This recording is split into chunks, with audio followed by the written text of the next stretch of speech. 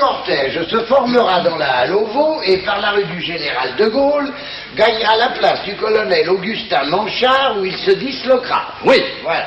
parce que tout de même, la mise en liberté de Cour-Écoulé est un scandale. Nous tenons à exprimer notre indignation. Oui, mais je crains que vous ne deviez vous indigner sans défiler. Pardon? Je suis malheureusement obligé d'interdire cette manifestation qui pourrait passer pour une provocation.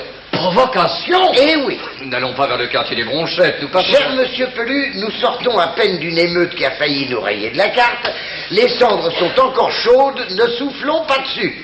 Vous n'aurez pas déployé vos banderoles dans la halle Auveau qu'un commando des Bronchettes vous aura disloqué au lance-pierre. Ensuite, ils assommeront les 3 gendarmes valides qui nous restent et ils se referont les 20 vitrines toutes neuves de la galerie marchande.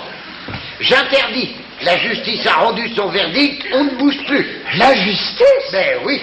La galerie marchande en ruine. Des milliards de dégâts, 50 voitures carbonisées, 3 gendarmes sous perfusion. On arrête Cour-Écoulé, le meneur, en flagrant délit à la tête de sa bande. On lui tire les oreilles et on le lâche. Où, la justice? Vous parlez de risque? Mais à ce prix-là, ils vont nous faire une émeute hebdomadaire.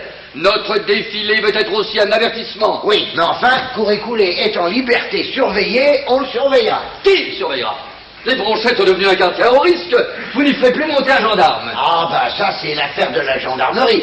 Et enfin, si le tribunal a montré une telle clémence envers Cour-Écoulé, c'est qu'il a estimé que certains commerçants, en interdisant l'accès de leurs boutiques aux jeunes des Bronchettes, mesure discriminatoire, sont à l'origine du drame que nous venons de vivre. Et que pouvions-nous faire contre ces voyous?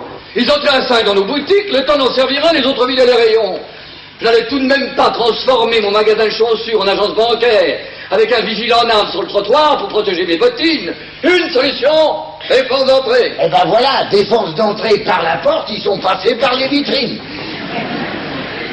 Ils n'attendaient que ça. C'était prévisible, non? Prévisible? Bah voyons. Vous n'allez tout de même pas m'accuser de m'être fait défoncer la boutique pour vous taquiner. Je n'accuse pas, mais je soupçonne fortement votre ami le docteur Catala d'avoir poussé les commerçants à la faute, dans le seul but de créer le foutoir, pour emmerder le maire, monsieur Pelu. Le docteur Catala a des ambitions municipales, vous êtes bien placé pour le savoir. Alors on titille les Bronchettes jusqu'à ce qu'ils rasent la ville et je porte le chapeau.